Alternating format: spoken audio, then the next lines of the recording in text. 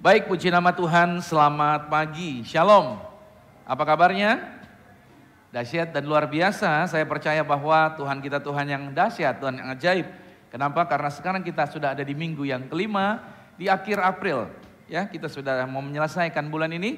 Minggu depan kita masuk di bulan yang baru, dan di bulan yang baru tentu ada harapan yang baru, ada kerinduan yang baru, ada juga jaminan-jaminan yang baru yang Tuhan sediakan. Dan apa yang menjadi harapan serta kerinduan setiap Bapak Ibu Saudara, percayalah bahwa Tuhan kita tidak akan pernah membiarkan Anda dan saya terlunta-lunta, tapi Tuhan Anda dan saya adalah Tuhan yang menjaminkan kehidupan kita di bumi sama seperti di surga. Sama-sama dulu dengan saya katakan, Tuhan saya luar biasa. Ayo, kalau Tuhan saya luar biasa pasti lebih keras dari ini. Sama-sama, 2, 3 ya.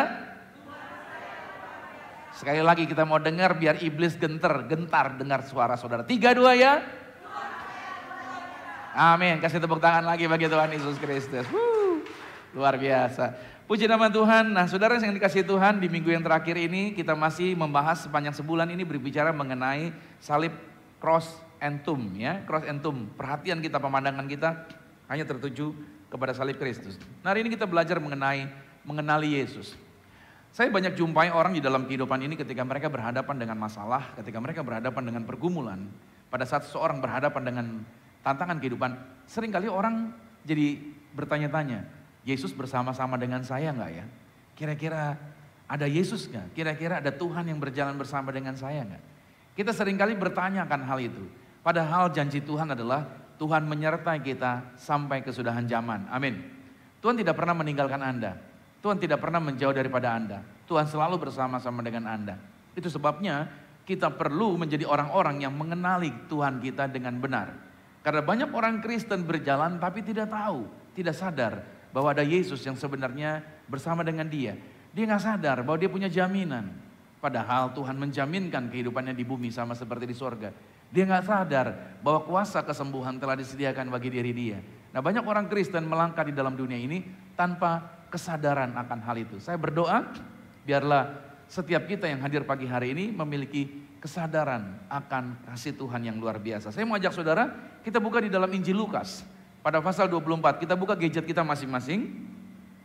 Saya akan lebih banyak memakai papan tulis ini saudara.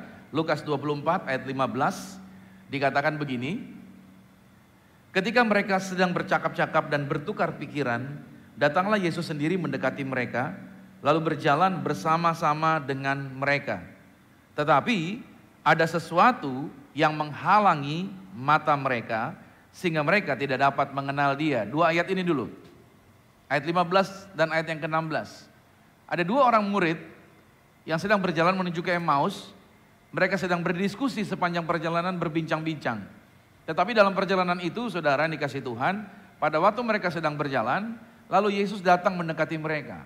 Ingat baik, ini murid. Murid pasti kenal siapa gurunya. Oke? Dan mereka didekati oleh Yesus. Begitu mereka didekati oleh Yesus, tapi mereka nggak kenal. Kata Alkitab, ada sesuatu yang menghalangi mata mereka. Mereka nggak kenal, mereka nggak detect bahwa itu adalah Yesus. Nah, ini menjadi menarik sekali. Kalau kita kuliah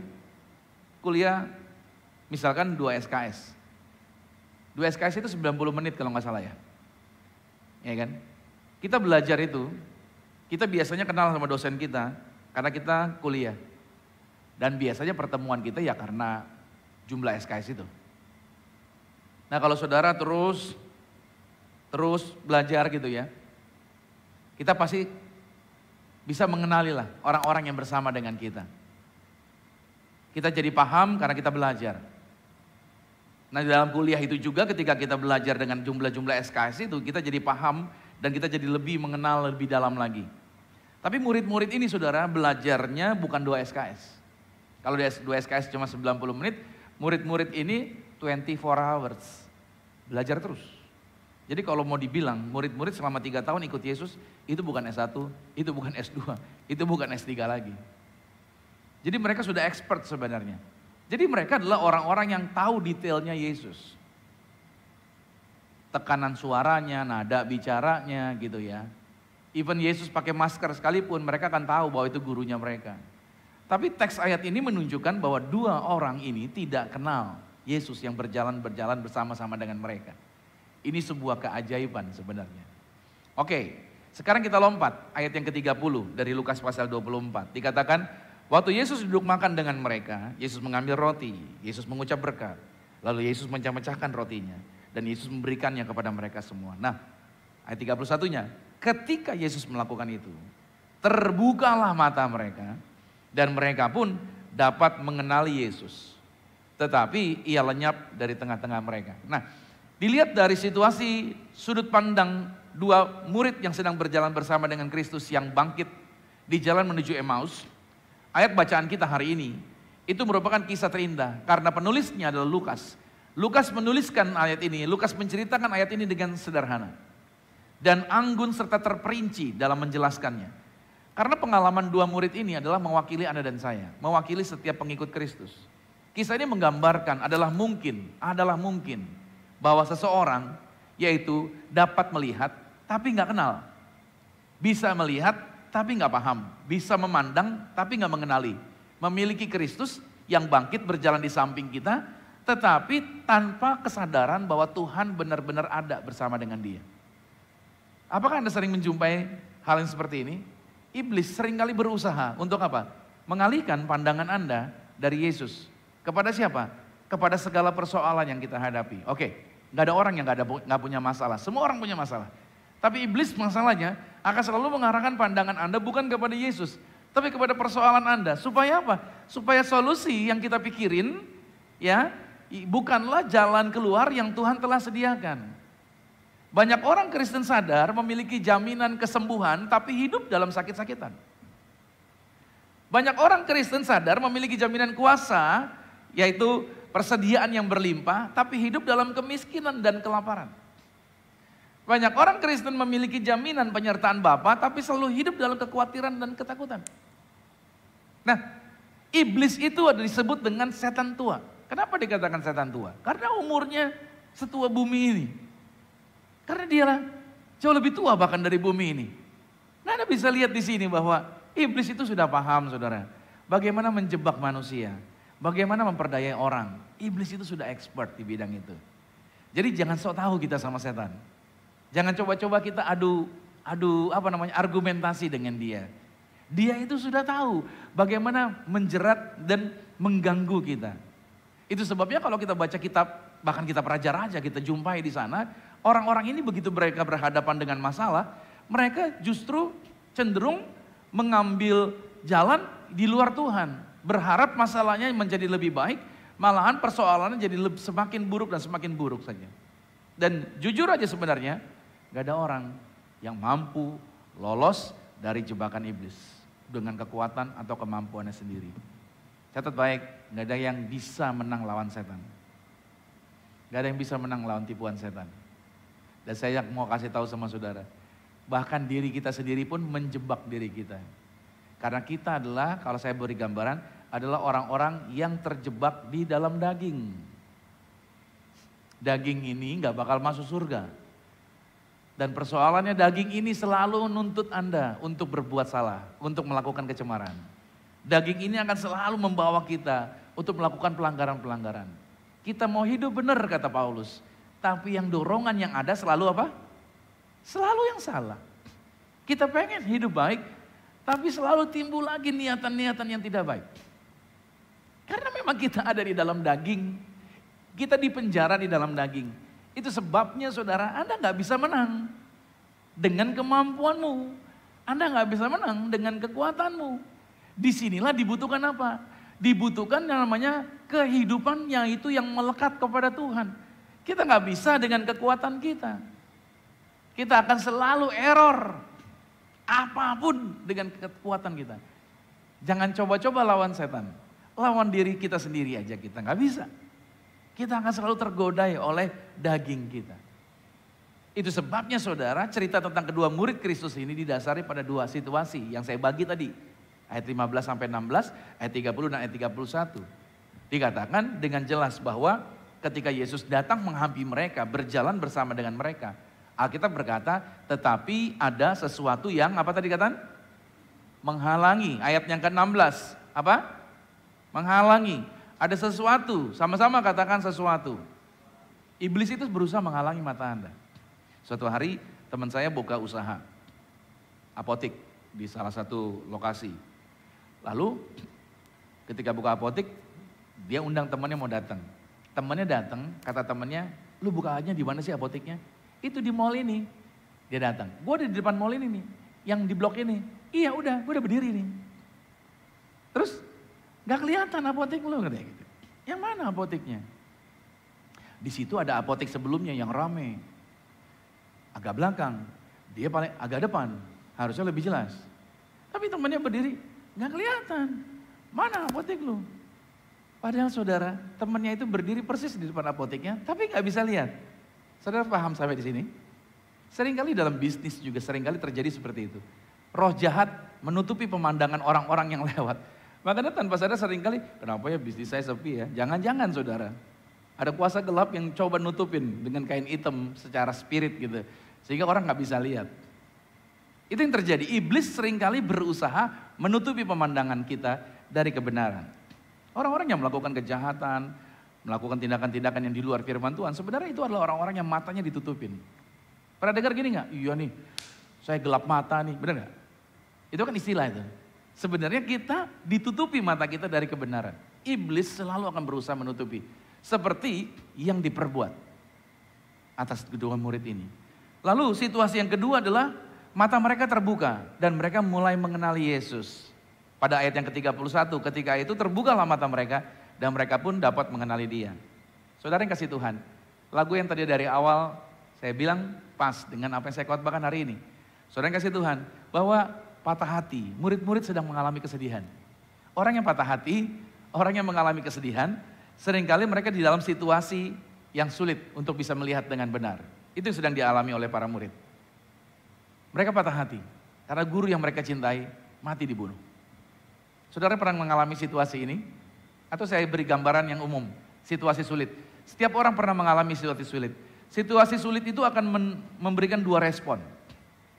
Oke, situasi sulit akan memberikan dua respon. Respon yang pertama adalah orang itu akan drop, lalu menyerah. Itu saya sebut dengan sisi gelap. Respon yang kedua adalah sebaliknya. Dengan situasi yang sulit, malahan membuka jalan kepada sukacita dan kegembiraan. Itu yang disebut dengan sisi terang.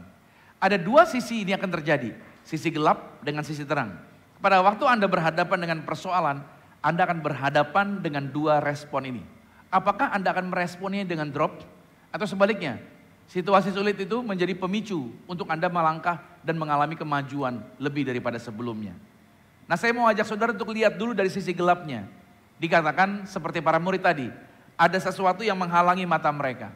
Bayangkan saudara, murid berjalan di samping Tuhannya, tapi mereka nggak kenal. Mereka tidak menyadari ada Yesus yang berjalan bersama dengan mereka.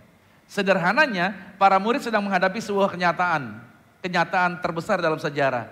Kristusnya sudah bangkit, tapi mereka nggak menyadari itu. Kita akan langsung apa? Murid kurang ajar tuh, benar nggak? Kita langsung menghakimi ya. Kalau ada orang Kristen yang udah lama di gereja, tapi kok hidupnya gitu-gitu aja, kita langsung dengan mudah menghakimi. Saudara, bukankah suatu hal yang menyedihkan bahwa seringkali kita juga mengalami seperti para murid? Bahwa hati kita sendiri juga seringkali redup. Kita juga kadang-kala berhadapan dengan persoalan mulai timbul ketidakpercayaan. Dan kita seringkali menjadi gak sadar akan kehadiran Tuhan di sekitar kita. Padahal Tuhan selalu ada bersama dengan saudara. Ada amin. Tuhan gak pernah menjauh daripada Anda. Tuhan selalu ada bersama dengan saudara. Nah, pernyataan tentang tetapi ada sesuatu yang menghalangi mata mereka, itu bukan karena pandangan mereka rusak. Secara fisikly pandangan mereka tidak rusak. Banyak kita semua juga pandangan mata kita gak ada yang rusak. Kita clear kok jelas. Masih jelas lihat uang 100 ribuan dari jarak 15 meter? Masih ya. Saya sering kali waktu kecil buat kenakalan. Kenakalannya adalah apa? Bikin uang ada di jalanan, tapi itu ada talinya saudara. Itu orang lewat pasti berhenti. Padahal lagi dalam kecepatan cukup tinggi, dia bisa sadar itu uang dan dia berhenti. Setelah dia berhenti, dia deketin uangnya, begitu dia mau ambil, duitnya ditarik. Kena prank, malu sendiri dia. Seringkali kita buat begitu dulu. Jadi artinya apa? Mata orang tuh gak rusak sebenarnya. Tapi pemandangan kita bisa gak jelas gitu. kita bisa blur, nggak jelas melihat. Kegagalan para murid mengenali Tuhan adalah kenapa? Karena penilaian-penilaian mereka yang keliru. Makanya di sini yang perlu kita lihat tentang mengenali Yesus ini adalah kita berbicara mengenai fakta. Ini kena cahaya, jelas nggak saudara? Jelas sampai belakangnya, oke. Ya, fakta yang kita mau bicarakan hari ini tentang kenapa para murid mereka nggak bisa melihat Yesus karena mereka terlalu sibuk, saudara. Yang pertama menjadi catatan kita adalah karena mereka sibuk. Sibuk apa?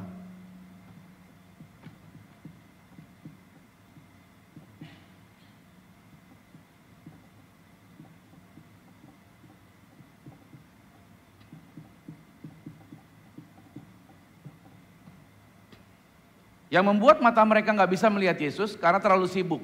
Sibuk dengan hal-hal yang ada di luar Yesus. Seringkali kita juga menjadi orang yang nggak bisa melihat kehadiran Yesus dalam kehidupan kita. Karena kita terlalu sibuk sih. Sibuk mikirin yang di luar Yesus. Sibuk dengan pekerjaan kita. Sibuk dengan pencapaian kita. Sibuk dengan bisnis kita. Sibuk dengan kejombloan kita. Halo? Sibuk dengan penampakan kita. Sibuk dengan diri kita. Kita seringkali akhirnya nggak bisa lihat Yesus hadir, nggak kenali Yesus hadir karena kita terlalu sibuk. Para murid juga terlalu sibuk dengan hal-hal yang di luar Yesus. Sehingga akhirnya mereka hanyut dalam apa? Kesedihan. Hanyut dalam hal apa? Kefrustrasian. Hanyut dalam hal apa? Kekecewaan. Saya takut banyak orang Kristen hari-hari ini mereka nggak kenal Yesus padahal mereka ada di gereja. Mereka Kristen, tapi mereka tidak mengalami Tuhan dengan benar. Karena terlalu apa? Sibuk. Sibuk dengan hal-hal yang di luar Yesus. Hari ini saya mau ingatkan buat saudara, ayo sibuklah dengan Tuhan. Amin. Sibuklah dengan Yesus. Dalam Lukas 24-nya, balik lagi saudara, pada ayat yang ke-14 dikatakan, dan mereka bercakap-cakap tentang segala sesuatu yang telah terjadi. Lihat, murid-murid ngomong, ngobrol, tapi yang diobrolin bukan Yesus. Seringkali saya kalau ketemu teman-teman ngobrol, mereka pernah ngomong, saya pernah ingat sebuah perkataan, kalau kita ngomongin setan, pasti setan hadir di situ. Gitu katanya. Orang suka cerita horor, tahu-tahu horor juga tuh ada di situ. Nah, kenapa nggak kita ganti ngomonginnya Yesus? Kalau saudara ngomongin Yesus, Yesusnya apa? Hadir. 2-3 orang berkumpul, sepakat, memanggil nama Tuhan, dia hadir. Jadi makanya penting sekali saudara, Anda harus ganti kesibukan Anda bukan kepada hal-hal di luar Yesus, tapi kepada hal-hal yang ada di dalam Yesus. Filipi 4 ayat 7 berkata begini, damai sejahtera Allah yang melampaui segala akal akan memelihara hati dan pikiranmu dalam Kristus Yesus. Ayat yang ke-8 dalam Filipi 4 dikatakan, jadi akhirnya saudara-saudara, semua yang benar, semua yang mulia, semua yang adil, semua yang suci, semua yang manis, semua yang sedap didengar, semua yang disebut kebajikan dan patut dipuji, pikirin ini semua. Di luar ini jangan dipikirin. Jadi artinya apa? Jangan sibuk dengan hal-hal yang di luar Yesus. Kita harus sibuk dengan hal-hal yang ada pada Yesus. Lelah ngurusin gereja, capek mikirin jemaat, nggak apa-apa. Tapi saya senang karena pikiran saya bersama istri selalu terarah kepada Yesus. Ada masalah nggak? Banyak. Ada tantangan? Banyak banget. Tapi saya bisa melewatinya. Kenapa? Karena saya kenal Yesus ada bersama dengan saya. Dari mana? Karena saya sibuk mikirin Yesus. Amin. Haleluya. Coba ganti saudara, sibukkan saudara mikirin Yesus. Lagi kerja, ya kan? Lagi masak, gitu kan? Lagi di tempat kantor Anda, ya kan? Lagi nginput sesuatu, mikirin tentang Yesus. Wah, Yesus berkati saya dengan pekerjaan ini nih, gitu kan? Iya kan? Atau mungkin Anda kerja di bartender lagi campur minuman, mikirin Yesus. Yesus juga kan minum anggur juga, istilahnya gitu kan, untuk berkatin murid-muridnya. Coba pikirin Yesus. Yang kedua, kenapa para murid? Faktanya yang kedua, kenapa mereka nggak kenal Yesus? Karena yang kedua, mereka yaitu korban.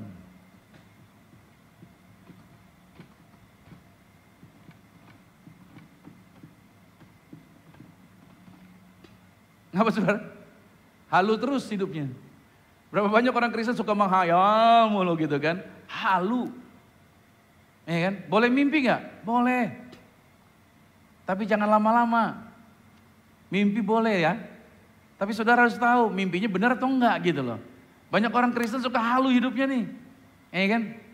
Yang bukan pasangannya dia halu. Seandainya dia jadi pasangan saya. Itu halu saudara. Ya kan? Saudara jangan berandai-andai. Seandainya saya punya mobil kelas sekian. Itu halu saudara. Bersyukur aja dengan apa yang ada di tangan saudara. Halo? Saudara akhirnya terjebak nanti jadi korban halusinasi diri Anda sendiri. Lukas 24 ayat 21-nya dikatakan begini. Padahal kami dahulu mengharapkan bahwa dialah yang datang untuk membebaskan bangsa Israel. Oh, ternyata murid-murid salah persepsi. Mereka pikir Mesias datang untuk melawan Romawi. Padahal Mesias datang untuk disalibkan.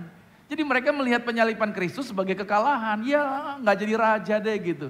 Karena mereka berhalusinasi. Kalau Yesus jadi raja, kita dapat pangkat nih, murid-murid nih.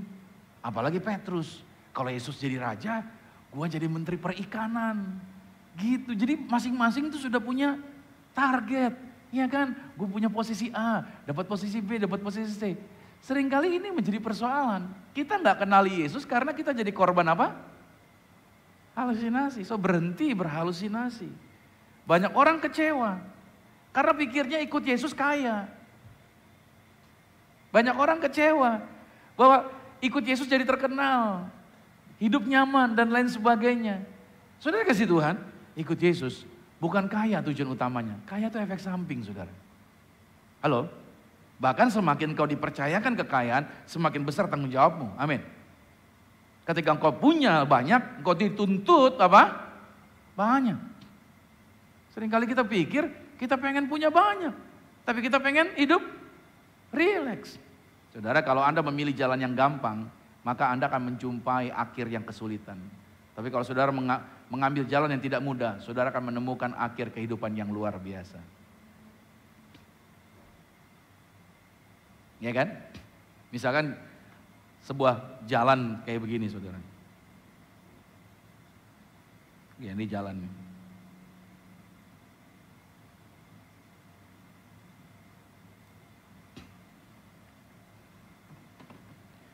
Kalau Anda memilih jalan yang mudah, itu seperti ini. Ini orang, jalan yang mudah. Dia pilih ke sini. Ini jalan yang mudah nih. Tapi begitu dia sampai sini, ini dia akan kesulitan luar biasa. Dia akan kesulitan dan dia tidak akan sampai ke tempat yang akhir. Ini finishnya nih. Tujuannya sini, finishnya nih. Ini start.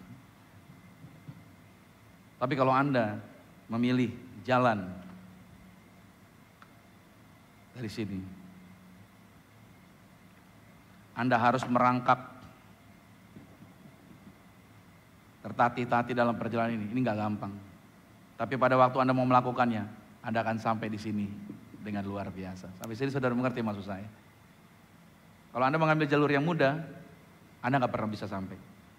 Makanya ikut Yesus. Kita bukan mencari kenyamanan. Halo? Ikut Yesus kita bukan cari kekayaan. Ikut Yesus kita bukan cari ketenaran. Ikut Yesus karena kita tahu Tuhan Yesus punya jaminan kemenangan buat setiap kita. Haleluya. Itu sebabnya saudara yang dikasihi Tuhan, hari ini kita perlu ingat baik-baik. Bahwa yang kedua, yang membuat mereka gak bisa mengenal Yesus karena mereka halu. Yang ketiga, mengapa mereka tidak bisa mengenal Yesus?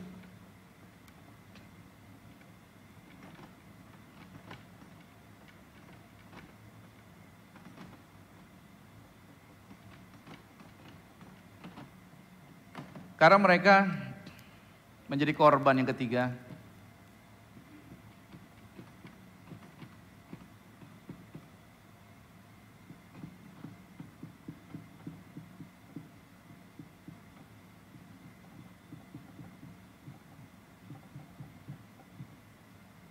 Ya, ketidakpercayaan. Mereka menjadi korban ketidakpercayaan mereka sendiri. Karena Lukas pasal 24 ayat 24 berkata, dan beberapa teman kami telah pergi ke kubur itu dan mendapati bahwa memang benar yang dikatakan perempuan-perempuan itu, tetapi dia tidak mereka lihat. Kata-kata kepada Yesus mencerminkan ketidakpercayaan. Mereka menjadi korban ketidakpercayaan mereka. Karena mereka perlu melihat faktanya mana. Nah seringkali menjadi persoalan kita kenapa nggak bisa mengenal Yesus, karena kita nggak mau percaya juga. Kita butuhnya fakta dulu dengan mata kita. Kita butuh melihat dulu. Padahal saya mau katakan sama saudara, kita harus pahami baik-baik. Fakta kenyataan yang harus kita ingat adalah bahwa Tuhan Yesus itu tidak perlu menunjukkan apapun dengan bukti fisik. Tapi dia menyatakan orang yang beriman itu tidak perlu melihat dulu baru percaya. Tapi kita percaya dulu baru terjadi. Itu bedanya kita dengan dunia. Dunia itu perlu apa? Melihat dulu. Makanya mereka akhirnya fakta yang ketiga, mereka tidak bisa mengenal Kristus karena mereka menjadi korban ketidakpercayaan diri mereka sendiri. Dan fakta yang keempat, ketika mereka tidak mengenal Yesus, yang keempat yang menarik adalah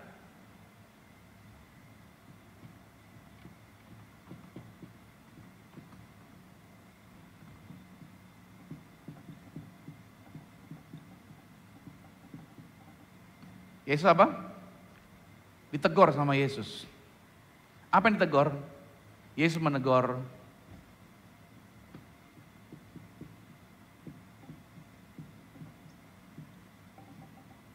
Lihat, yang membuat mereka nggak bisa melihat karena mereka hatinya lamban. Orang yang hatinya lamban, saudara, menjadi bodoh. Makanya Yesus menegur, dikatakan Yesus menegur kebodohan mereka. Lukas 24 ayat 25 dikatakan, lalu Yesus berkata kepada mereka, hai kamu orang yang bodoh. Betapa lamban hatimu, sehingga kamu tidak percaya segala sesuatu yang telah dikatakan para nabi. Bukankah Mesias harus menderita semuanya itu untuk masuk ke dalam kemuliaannya? Lihat baik-baik, Yesus menegur kebodohan mereka.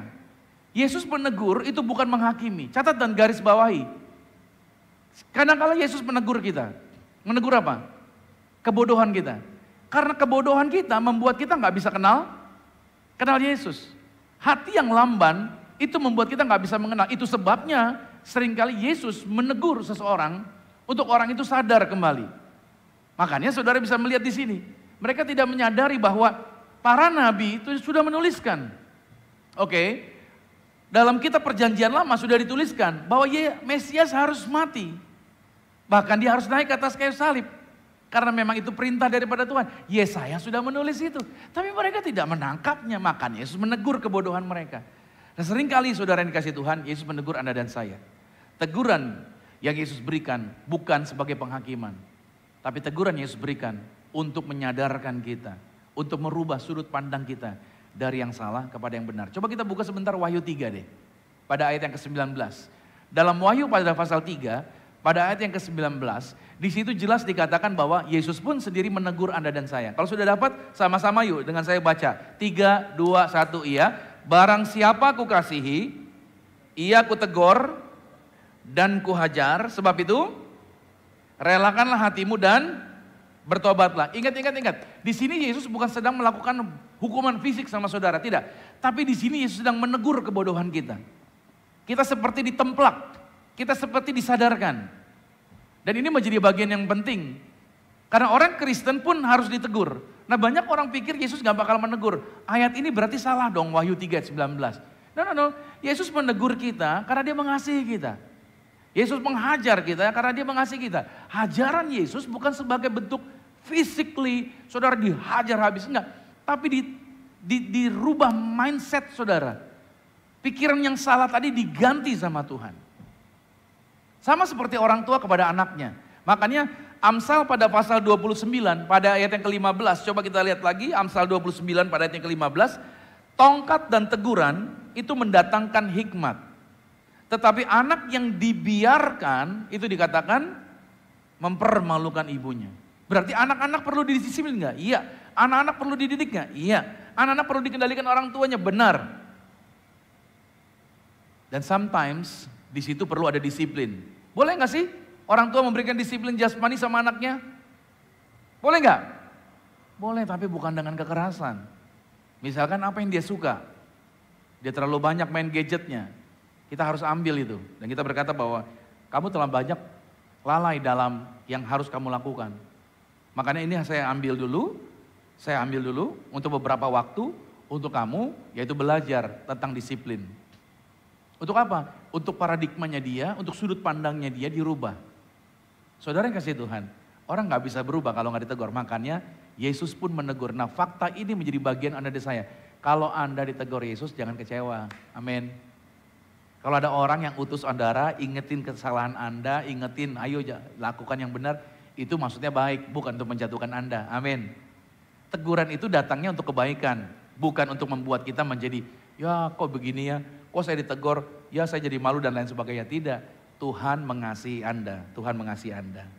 Makanya tujuannya agar apa? Anda ditegur agar kembali, agar kita bisa melihat dan mengenali Tuhan. Nah, apa konsekuensinya? Konsekuensi yang berikutnya.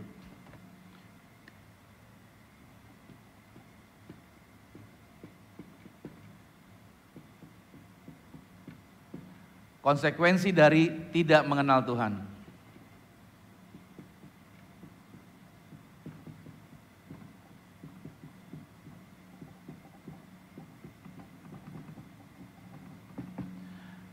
Kalau kita tidak mengenal Yesus, yang pertama yang terjadi,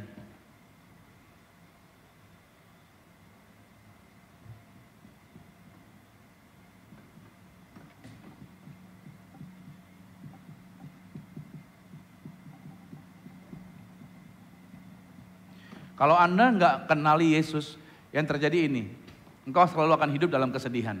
Lihat murid-murid tadi, mereka orang yang powerful, senang banget jalan bersama dengan Yesus. Tapi karena mereka tidak mengenali Yesus, akhirnya apa yang terjadi? Mereka hidup dalam kesedihan, sedih terus. Karena Lukas 24 ayat 17 dikatakan, Yesus berkata kepada mereka, apakah yang kamu percakapkan sementara kamu berjalan? Maka berhentilah mereka dengan wajah muram, berarti sedih. Nah orang yang tidak mengenali Yesus, mereka selalu hidup dalam kesedihan. Catatan garis bawahi, buat orang-orang yang tidak mengenali Yesus, Anda akan selalu hidup dalam kesedihan. Tapi orang-orang yang mengenal Yesus, walaupun situasinya runyem, walaupun situasinya sulit, dia akan selalu bersuka cita. Yang kedua saudara, kalau orang-orang selalu hidup tidak mengenali Yesus, konsekuensi yang kedua, maka mereka kehilangan ini.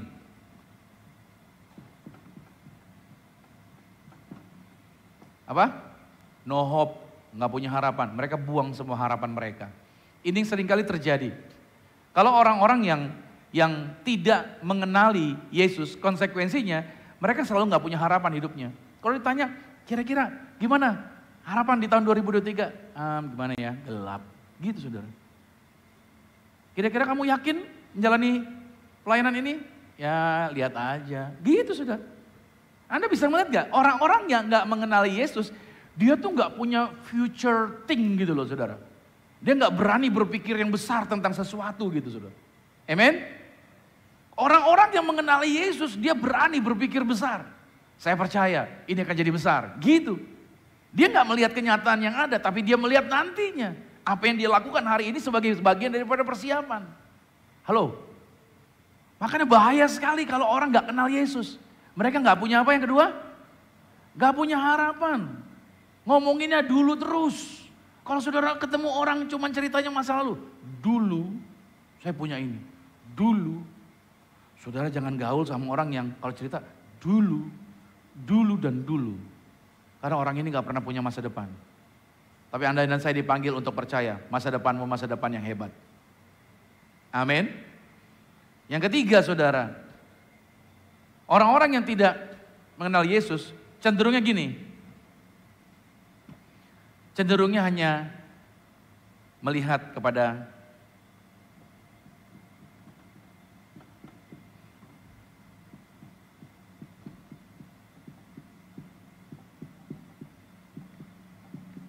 nah, ini nih masalahnya nih. Lihatnya kepada kenyataan. Ya habis gimana Pastor? Kenyataannya situasinya begini gitu. Saya sih berdoa, saya sih percaya Tuhan bisa sembuhin. Ya tapi kenyataannya begini gitu. Halo? Saya sih percaya saya diberkati. Tapi kan ekonomi lagi sulit Pastor. Ya mau bilang apa gitu. Halo? Cenderung kita melihat kepada kenyataan. Waktu istri saya hamil yang pertama, istri saya kuruskan 43 kilo. Beratnya 43 kilo. Langsing saudara. Itu menikah sama dia, saya gendong tangan satu. Wush, 43 men. Tapi begitu hamil 78. Woi, saya yang digendong sama dia, gantian saudara. Jadi Anda bisa lihat, gile.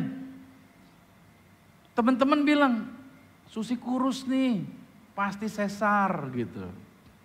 Waduh, pinggangnya kecil. Selalu kenyataan-kenyataan itu disampaikan di depan, wah segala macam. Tapi saya nggak mau lihat kenyataan. Memang dia kurus, pinggangnya kecil. Tapi saya percaya, saya beriman, istri saya bisa lahir normal, gitu saya bilang. Saya beriman, percaya. Dan pada waktu lahiran saudara, puji Tuhan, normal. Berhasil. Sometimes saudara, pada waktu saya berdoa seperti itu, kenapa? Saya nggak punya duit buat bayar sesar saudara. Kadang kalau orang nggak punya duit, imannya kuat saudara ya, haleluya. Jadi sometimes kalau saudara lagi susah, saudara beriman, itu bagus banget gitu saudara. Mempercayai sesuatu yang katanya nggak mungkin gitu. Tapi karena saudara cuma nggak punya yang lain, cuma punya siapa? Gue cuma punya Yesus, gue nggak punya duit gitu kan. Gue nggak punya teman siapa. Ya udahlah, gue cuma berandal sama Yesus aja. Dan terbukti, saya nggak mau lihat kenyataan. Saudara kalau Anda lihat kenyataan, Anda stres. Halo, Anda lihat situasi terus, Anda akan pusing.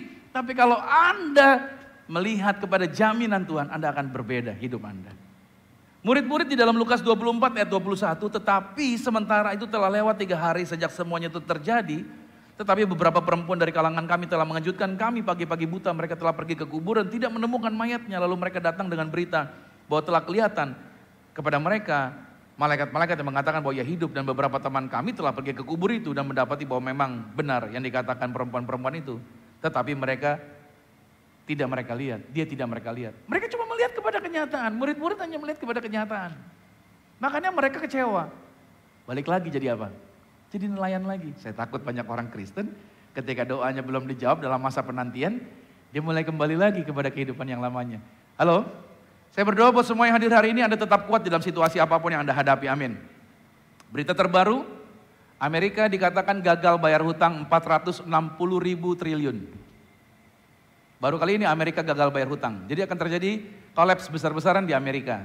Itu bisa berimbas ke seluruh dunia. Dengar beritanya seperti itu. Tapi saya mau katakan buat saudara, kalau saudara lihat pada kenyataan, saudara akan gemetar.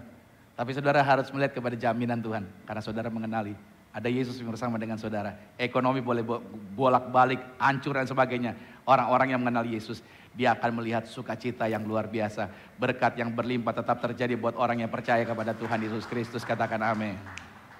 Oleh sebab itu saudara, ini sisi gelap. Faktanya, murid-murid gak bisa lihat.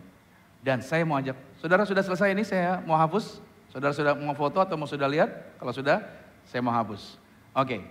Nah ini yang saya mau closing sekarang saudara. Ini bagian yang penting untuk setiap kita. Menjadi bagian kenapa Tuhan menjaminkan Anda dan saya. Yaitu perlu melihat dengan benar, perlu melihat dengan tepat Tuhan yang kita sembah. Kalau kita mengenali Tuhan dengan benar, maka kita tidak akan menjadi kecewa, kita tidak akan menjadi orang yang sedih, tidak akan menjadi orang yang hidup dalam kepahitan, gak punya harapan gitu ya. Dan ini menjadi bagian yang menarik untuk Anda dan saya hidup di dalamnya. Oke, nah sisi baiknya adalah mata mereka terbuka. Kalau tadi mata mereka gelap, sekarang mata mereka bisa melihat. Kapan? Pada waktu Yesus memecahkan roti dan mereka bisa melihat, hey, itu guru kita, mata mereka terbuka. Tetapi saudara, mereka menyadari, yang membuat mereka sadar dan bisa melihat Yesus. Yang pertama, mereka bisa sadar. Mereka sadar Yesus. Kapan mulai menyadari Yesus? Pada waktu mereka menerima ini.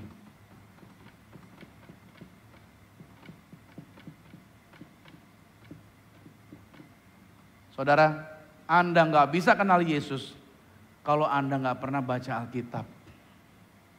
Anda hanya bisa kenali Yesus ada di sebelah Anda pada waktu Anda baca Alkitab. Murid-murid dalam Lukas 24 ayat 27, lalu Yesus menjelaskan kepada mereka apa yang tertulis tentang dia dalam seluruh kitab suci. Mulai dari kitab-kitab Musa dan segala kitab-kitab Nabi. Habis mereka dengar firman Tuhan, hati mereka berkobar-kobar, mereka membara. Saudara, saya kalau ngomongin Alkitab, kalau ngomongin firman itu nggak pernah slow, selalu exciting. You know why? Itu tadi saya katakan, Orang-orang yang sadar Yesus adalah orang-orang yang membaca firman Tuhan. Jadi ketika engkau membaca firman, apapun situasi burukmu, ketika engkau baca firman Tuhan ini, engkau akan selalu sadar Yesus bersama dengan engkau. Makanya ketika ada orang-orang yang di kiri kananmu coba membawa kabar buruk, Anda harus bentengi diri Anda dengan apa? Firman Tuhan. Kesadaranmu akan Yesus melindungi Anda dari serangan kiri kanan. Sometimes pasangan Anda seringkali bawa kabar-kabar yang gak benar, yang gak beres, yang mengganggu situasi kenyamanan, ketenangan Anda. Lagi tenang-tenang, bisa aja tahu-tahu bikin kita dipancing untuk apa? Emosi. Benar gak sih? Iya. Yang tadinya kita gak mau marah sama anak, gara-gara dia, jadinya kita marah. Halo? Seringkali orang yang di sebelah kita, ya kan? Dia lagi ribut sama siapa, dia lagi kesel sama siapa. Dia mau coba melibatkan kita yang di luar jadi ikut-ikutan ke situasi dia. Bener gak? Itu seringkali terjadi. Di lingkungan kerjaan kita, di lingkungan kantor kita akan selalu dibawa ke situasi-situasi seperti itu. Makanya saudara, kalau saudara lihat berita-berita buruk, ada orang-orang yang coba sedang mendesain suasana-suasana yang tidak nyaman, itu toksik, better saudara jauh dari situ. Saudara harus sadar akan Yesus, itu akan melindungi Anda dari serangan tadi. Makanya yang pertama sadar akan Yesus itu bicara mengenai apa? Wahyu dari kitab suci. Dan yang kedua, kapan mereka mulai sadar? Pada waktu ini nih. Yang kedua, pada waktu mereka masuk dalam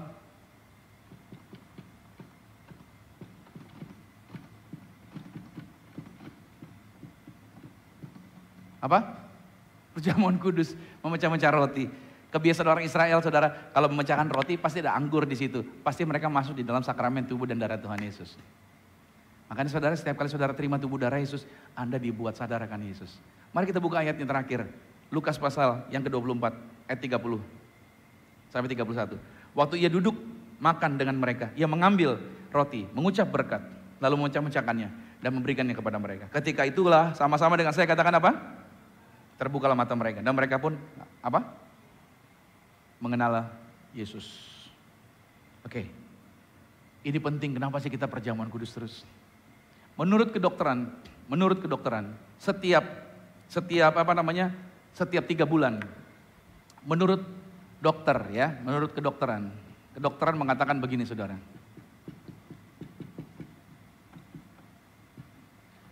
Setiap 3 bulan, sel darah kita memecah belah.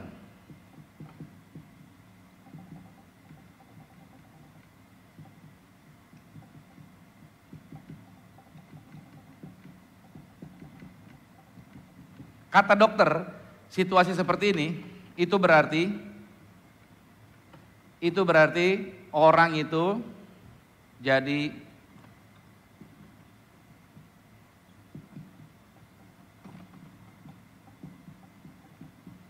saudara per 3 bulan Anda jadi orang baru. Karena sel darah Anda itu memecah setiap 3 bulan. Makanya saudara kasih Tuhan, kenapa kita terima tubuh darah Yesus? Untuk apa? Untuk sel-sel darah kita jadi lagi sama seperti Yesus. Amin. Kenapa Anda dan saya makan tubuh dan minum darah Yesus? Karena Lukas pasal 22 ayat 19 berkata, lalu dia mengambil roti, mengucap syukur, memecah-mecahkannya dan memberikan kepada mereka. Kata Yesus, inilah tubuhku yang diserahkan bagi kamu, perbuatlah ini menjadi peringatan. Sama-sama katakan. Peringatan akan siapa? Sadar Yesus. Orang yang makan tubuh darah Yesus, dia selalu sadar akan Yesus. Itu sebabnya kenapa kita perjamuan kudus tiap hari. Kenapa tiap minggu? Karena per 3 bulan sel darah kita pecah belah dan kita jadi orang baru lagi. Jadi orang baru lagi tiap 3 bulan. Kita perlu tubuh darah Yesus. Untuk apa? Untuk membuat kita kembali menjadi sama seperti Yesus. Iblis itu hendak membawa kita keluar dari rencana Tuhan. Untuk gak bisa lihat Yesus. Tapi orang-orang yang menerima pewahyuan firman, orang-orang yang selalu terima tubuh darah Yesus, mereka menjadi orang-orang yang selalu sadar akan Yesus dalam hidup dia. Orang-orang yang sadar akan Yesus, dia akan menjadi orang-orang yang menang melangkah di dalam dunia ini. Tantangan boleh ada, pergumulan boleh kelihatan, tapi dia gak akan ngedrop, dia gak bakal mundur, tapi dia akan berani melangkah, maju, dan dia akan mengalami kemenangan demi kemenangan dalam kehidupan dia. Saya closing buat setiap kita yang hadir pada saat pagi hari ini. Kekristenan adalah sebagai perjalanan menuju ke Emmaus. Kita ini sedang berjalan menuju Emmaus. Sama-sama katakan berjalan menuju Emmaus. Ya, saudara, dalam perjalanan ini, Yesus akan selalu hadir di dalam hidup Anda. Yesus akan selalu berjalan bersama dengan Anda. Saudara jangan berkata begini, saya mau ke gereja, ngapain? Biar saya ketemu Yesus. Saudara, ketemu Yesus bukan cuma di gereja, dimanapun ada Yesus, amin. Cuman kita seringkali apa? Gak kenalin Yesus. Kita gak kenalin di kantor kita ada Yesus. Kita gak kenalin di rumah tangga kita ada Yesus. Kita gak kenalin di pabrik kita ada Yesus. Kita gak kenalin di lingkungan kita ada Yesus. Dimanapun kita berjalan, seperti kita sedang berjalan menuju Emmaus. Ada Yesus yang datang menghampiri kita. Murid-murid gak pernah menghampiri Yesus, tapi Yesus yang menghampiri mereka. Hari ini saya mau katakan sama saudara. Buka matamu saudara. Izinkan mata hatimu mengenali Yesus. Saya gak tahu kesedihan apa yang sedang saudara hadapi. Saya gak tahu pergumulan berat apa yang saudara sedang hadapi. Tapi semua kita sedang berjalan menuju Emmaus. Dan biar kita sadar bahwa ada Yesus yang bersama-sama dengan kita. Ada Yesus yang berjalan bersama-sama dengan kita. Sehingga pada waktu kita menyadari ada Yesus yang bersama-sama dengan kita. Kita gak menjadi orang-orang yang hidup dalam kesedihan, putus harapan. Atau mata kita hanya melihat kepada kenyataan. Tapi kita adalah orang-orang yang bisa punya pengharapan, bisa melihat masa depan kita dengan masa depan yang hebat. Amin. Mungkin saudara sedang mengalami situasi yang tidak mudah. Ada kesedihan yang terjadi. Tapi hari ini sebagai hamba Tuhan saya mau ingatkan buat saudara, Yesus mengasihimu. Yesus mencintaimu.